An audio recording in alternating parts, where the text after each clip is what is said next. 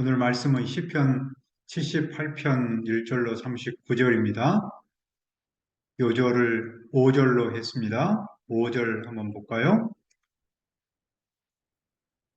여호와께서 증거를 야곱에게 세우시며 법도를 이스라엘에게 정하시고 우리 조상들에게 명령하사 그들의 자손에게 알리라 하셨으니 다음 세대에 알리라라는 말씀에 제목으로 은혜를 받고자 합니다.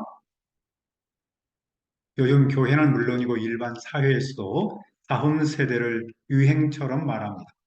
다음 세대를 말하지 않으면 시대에 뒤떨어진 사람처럼 보입니다. 그만큼 다음 세대가 중요하기 때문입니다. 그런데 그 뿌리는 성경에서 왔습니다. 성경은 다음 세대에 관해 자주 강조합니다. 그리고 다음 세대를 위해 지금 세대가 해야 할 일에 관해서도 가르칩니다.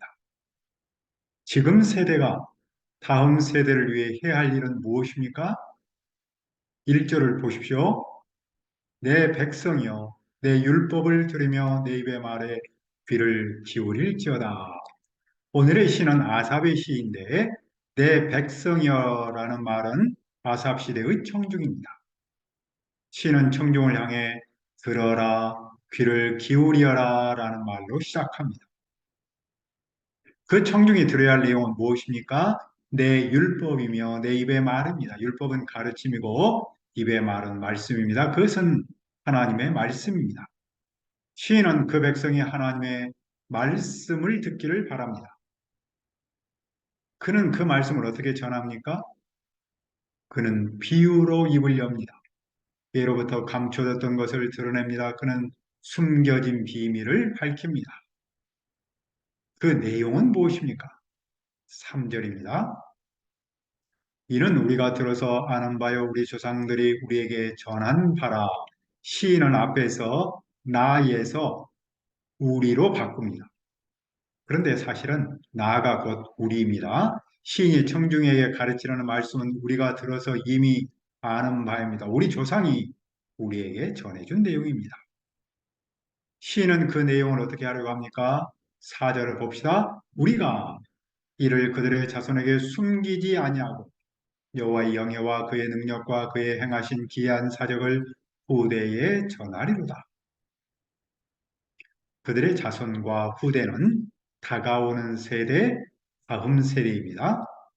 시인은 조상한테서 들은 내용을 다음 세대에 전하면서 숨기지 않습니다. 시인은 여호와의 영예와 그분의 능력과 그분이 행하신 기이한 사적을 다음 세대에 전하면서 숨기지 않습니다. 시인은 왜 전하려고 합니까? 5절을 보십시오. 여호와께서 증거를 야곱에게 세우시며 법도를 이스라엘에게 정하시고 우리 조상들에게 명령하사 그들의 자손에게 알리라 하셨으니 증거는 법이고 법도는 율법입니다. 여호와께서 이스라엘이 애굽에서 나왔을 때 광야에서 율법을 세우셨습니다. 그리고 말씀하셨습니다. 자손에게 알리라. 여호와는 조상에게 말씀을 주시면서 그들만 알지 않고 자손, 즉 다음 세대도 알도록 하셨습니다. 시인이 다음 세대의 말씀을 전하려고 하는 이유는 하나님께서 다음 세대에 알리라라고 하셨기 때문입니다.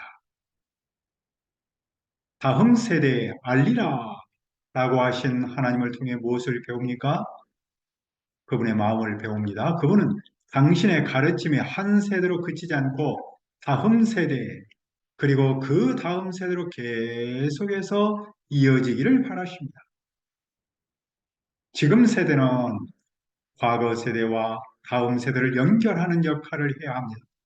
연결고리 고리를 이어가야 합니다. 그 연결고리는 가르침을 통해서 이어집니다. 말씀을 전하지 않으면 지금 세대에서 다음 세대로 이어지지 않습니다. 그래서 지금 세대는 다음 세대에 가르쳐야 하는 의무가 있습니다. 그리고 다음 세대는 또 그 다음 세대에 알려야 합니다. 그 일을 어디에서부터 시작해야 합니까? 신명기 6장 7절은 말씀합니다. 네 자녀에게 부지런히 가르치며 집에 앉아 있을 때든지, 길을 갈 때든지, 누워 있을 때든지, 일어날 때든지 이 말씀을 강론할 것이며 그 일은 가정에서부터 시작해야 합니다. 그리고 교회가 그 일에 헌신해야 합니다. 교회의 중요한 사명 중 하나는 내가 받은 말씀을, 내가 아는 말씀을 내 자손, 다음 세대에 알리는 겁니다. 다음 세대에 알리도록 하신 목적은 무엇입니까? 6절을 보십시오. 이는 그들로 후대에 곧 태어날 자손에게 이를 알게 하고 그들은 일어나 그들의 자손에게 일러서 후대는 다음 세대고 태어날 세대입니다. 다음 세대도 그 말씀을 그 다음 세대에 알려야 합니다. 하나님은 그 말씀의 한 세대에 그치지 않고 세대를 거쳐서 계속해서 이어지기를 바라십니다. 왜 다음 세대, 그 다음 세대도 말씀을 알아야 합니까? 7절입니다. 그들로 그들의 소망을 하나님께 두며 하나님께 행하신 일을 잊지 아니하고 오직 그의 계명을 지켜서 다음 세대 그 다음 세대도 말씀을 알아야 하는 이유는 소망을 하나님께 둬야 하기 때문입니다. 어리석은 사람은 소망을 헛된 것에 둡니다. 왜냐하면 하나님의 말씀을 모르기 때문입니다. 하나님의 말씀을 알면 하나님께 소망을 둡니다. 그러므로 하나님께 소망을 두려면 하나님의 말씀을 알아야 합니다. 말씀을 알려면 전하는 사람이 있어야 합니다. 그리고 하나님의 말씀을 알면 하나님께서 행하신 일을 잊지 않습니다. 하나님과 우리 사이에서 일어나는 많은 문제의 핵심에는 잊어버림이 있습니다. 지금까지 내 삶에서 하나님이 나에게 하신 그 일을 잊지만 않는다면 우리는 언제 어디서나 어떤 상황에서도 하나님의 말씀을 지킬 수 있습니다. 말씀대로 살 수 있습니다. 말씀대로 살지 못하면 환경 문제가 아니라 내가 하나님께서 하신 일을 잊어버림이 있습니다. 하나님께서 내게 하신 일을 잊지 않으려면 말씀을 알아야 합니다. 말씀을 알면 말씀을 지킬 수 있습니다. 왜 말씀을 지켜야 합니까? 8절을 보십시오. 그들의 조상들 곧 완고하고 패역하여 그들의 마음이 정직하지 못하며 그 심령이 하나님께 충성하지 아니하는 세대와 같이 되지 아니하게 하려 하심이로다. 조상은 고집을 부리고 반항하던 세대였습니다. 그들은 마음도 확고하지 못했습니다. 그들은 하나님 믿지 않았습니다. 그런데 말씀을 지키면 그런 조상처럼 살지 않습니다. 말씀을 지키면 조상과는 달리 마음이 확고하고 하나님께 신실할 수 있습니다. 그런데 에브라임은 어땠습니까? 구절을 보십시오. 에브라임 자손은 무기를 갖추며 활을 가졌으나 전쟁의 날에 물러갔도다. 에브라임은 북왕국 이스라엘을 말하지요. 그들은 궁수와 같은 강한 무기를 가졌지만 전투에서 살아나고 말았습니다. 왜냐하면 그들이 하나님의 언약을 지키지 않았기 때문입니다. 그들은 율법 준행을 거절했기 때문입니다. 그들은 여호와께서 행하신 것과 그들에게 보이신 귀한 일을 잊었기 때문입니다. 언약을 지키지 않았고 율법 준행을 거절했고 귀한 일을 잊은 그것이 에브라임의 실패와 멸망의 원인이었습니다. 시인은 청중을 어디로 안내합니까? 12절을 보십시오. 옛적에 하나님의 애굽 땅 소환들에서 귀한 일을 그들의 조상들의 목전에서 행하셨으되 시인은 애굽에서 일하셨던 조상의 하나님께로 안내합니다. 하나님은 조상이 보는 앞에서 애굽 소환들에서 놀라운 일을 하셨습니다. 그 놀라운 일은 무엇입니까? 하나님은 바다를 갈라 물을 무더기같이 서게 하셨습니다. 바벨론 신화에 의하면 마루둑이 바다의 용인 티아맛을 갈라서 찢어버리고 그 유업을 없애버렸습니다. 그 후 그는 최고의 신으로 인정받았습니다. 그러나 하나님께서 홍해의 길을 내셨습니다. 하나님은 바닷물을 강두처럼 서게 하셨고 이스라엘을 육지처럼 건너게 하셨습니다. 하나님은 광야에서 낮에는 구름으로 밤에는 불빛으로 그들을 인도하셨습니다. 하나님은 광야에서 반석을 쪼개시고 매우 깊은 곳에서 나오는 물을 흡족하게 마시도록 하셨습니다. 하나님은 바위에서 시내를 내셔서 광야 생활에서 물을 넉넉히 주셨습니다. 그러나 그들은 계속해서 무엇을 했습니까? 그들은 계속해서 하나님께 죄를 지었습니다. 그 죄는 메마른 땅에서 짖은 자를 배반한 겁니다. 그들은 탐욕대로 먹을 것을 요구하면서 하나님을 시험했습니다. 그뿐 아니라 그들은 하나님을 대적하면서 말했습니다. 하나님이 무슨 능력으로 이 광야에서 먹거리를 공급할 수 있으랴? 그들은 하나님을 신뢰하지 않았습니다. 그들은 또 무슨 말을 했습니까? 하나님은 바위를 쳐서 물이 솟아나게 하여 시내처럼 흐르게는 하셨지만 빵과 고기까지도 주실 수 있을까? 그들은 물을 마시면서도 빵을 주실 주님의 능력을 잊지 못했습니다. 여호와께서 어떻게 반응하셨습니까? 21절입니다. 그러므로 여호와께서 듣고 노하셨으며 야곱에게 불같이 노하셨고 또한 이스라엘에게 진노가 불타올랐으니 여호와께서 그들의 말을 듣고 화를 내셨습니다. 야곱을 불길로 태우셨습니다. 이스라엘에 대한 분노가 불타올랐습니다. 왜 이렇게 분노하셨습니까? 22절을 읽읍시다. 이는 하나님을 믿지 아니하며 그의 구원을 의지하지 아니한 때문에 그들은 하나님을 믿지 않았습니다. 그들은 구원의 하나님을 신뢰하지 않았습니다. 하나님은 실수하는 사람에게 화를 내지 않습니다. 하나님은 믿지 않는 사람에게 화를 냅니다. 그런데도 하나님은 무엇을 하셨습니까? 그분은 위의 궁창을 명령하셔서 하늘문을 여셨습니다. 노아 때는 홍수를 내리기 위해 하늘문을 열었습니다. 하지만 이제는 그들에게 만나를 비같이 내려 먹이시며 하늘 양식을 주시려고 문을 열었습니다. 하나님의 사랑은 하늘만큼 크십니다. 하나님은 그들에게 무슨 양식을 주셨습니까? 25절입니다. 사람이 힘센 자의 떡을 먹었으며 그가 음식을 그들에게 충족히 주셨도다. 힘센 자의 떡은 천사들의 빵, 즉 하늘에서 먹는 음식을 뜻합니다. 사람이 천사의 음식을 먹었습니다. 그들은 하나님께서 빵을 주실 수 있는지를 의심했습니다. 하지만 하나님은 그들에게 빵을 주셨습니다. 그것도 하늘의 빵을 주셨습니다. 그것도 넘치도록 주셨습니다. 하나님은 무엇도 주셨습니까? 하나님은 동풍을 하늘에서 일게 하시고 그 건너으로 남풍을 인도하십니다. 먼지처럼 많은 고기를 비같이 내리십니다. 나는 새를 바다에 모래같이 내리십니다. 하나님께서 그것들을 진중 주변에 떨어지게 하십니다. 그들은 먹고 힘이 배불렀습니다. 하나님은 그들이 원하는 대로 넉넉히 주셨습니다. 그러나 그들은 어떻게 했습니까? 30절을 봅시다. 그러나 그들이 그들의 욕심을 버리지 아니하여 그들의 먹을 것이 아직 그들의 입에 있을 때 그들은 욕심을 버리지 않았습니다. 그들은 입속에 아직도 먹을 것이 있는데도 감사를 몰랐습니다. 마침내 하나님은 무엇을 하셨습니까? 마침내 하나님은 그들에게 진노하셨습니다.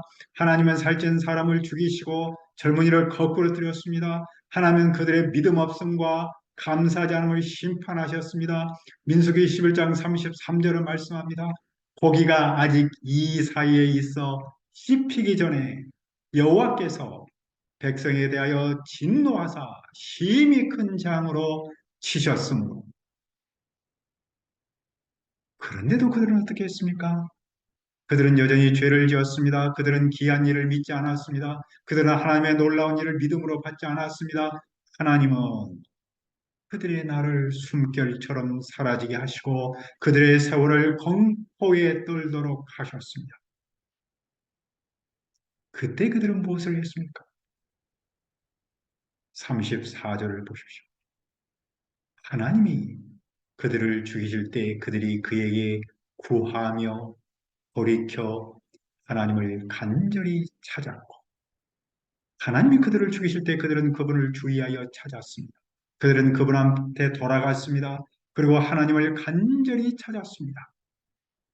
사람은 등 따스고 배부를 때는 하나님을 찾기가 쉽지 않습니다.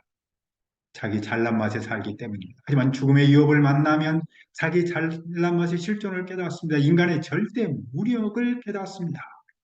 그때 하나님께 돌아가서 하나님을 찾습니다. 하지만 그런 순간에도 하나님을 찾지 않는 사람이 참 많습니다. 그 점에서 볼 때 하나님을 찾을 수 있음도 하나님의 은혜입니다. 오늘 나의 나된 바는 내가 아니고 오직 하나님의 은혜입니다. 그들은 또 무엇을 했습니까? 35절입니다. 하나님이 그들의 반석이시며 지존하신 하나님이 그들의 구속자이심을 기억하였도다. 그들은 죽을 때가 되니 하나님을 기억했습니다. 그들은 마침내 반석이시며 구원자이신 하나님을 기억했습니다. 그들이 일상에서도 이 하나님을 잊지 않고 기억했다면 얼마나 좋았을까요? 그런데 죽을 때라도 이 사실을 기억하니 참으로 다행입니다. 하지만 그들의 실상은 어떠합니까?